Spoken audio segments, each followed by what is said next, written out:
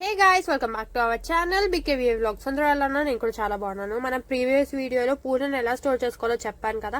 అలా స్టోర్ చేసుకున్న పూలు ఎంత ఫ్రెష్ గా ఉన్నాయో చూడండి. మనం ఒకవేళ పూలు బల్క్ గా తెచ్చుకున్నప్పుడు కూడా ఇలా స్టోర్ చేసుకోండి. మేము వరలక్ష్మి వ్రతానికి 4-5 డేస్ ముందున్నప్పుడు మేము పూలు అయితే తెచ్చామన్నమాట. ఇప్పటి వరకు ఆ పూలు అదే వాడుతున్నాము.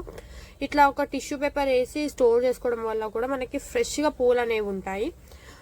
ఎక్కువ ఎప్పుడైనా ఇట్లే పూజలు ఉన్నప్పుడు బల్క్ తెస్తాం కదా, అందుకే చాలా మందికి పూలు అల్లడం కూడా రాదు కదా. మా మమ్మీకి కూడా అట్లే పూలు అల్లడం రాదు. అందుకే ఇట్లా సూదితోని ఒక 360 degrees ఇట్లా కుచ్చినట్టు చేసి రౌండ్ గా, దాని తర్వాత ఒక రోజ్ ఫ్లవర్ తో గుచ్చుతుంది అనమాట. ఇట్లా కుచ్చితే కూడా చాలా చాలా బాగున్నాయి. అల్లరాని వాళ్ళు కూడా ఇట్లా ట్రై చేయొచ్చు, చాలా మంచిగా కనిపిస్తున్నాయి దండలాగా. మీరు ఎప్పుడైనా ఇట్లా కూర్చోరా నాకు ట్రై చేసి చెప్పేసేయండి. Please do like, share and subscribe. ఈ వీడియోకి ఒక లైక్, ఒక షేర్, ఒక సబ్స్క్రైబ్ చేసుకోండి.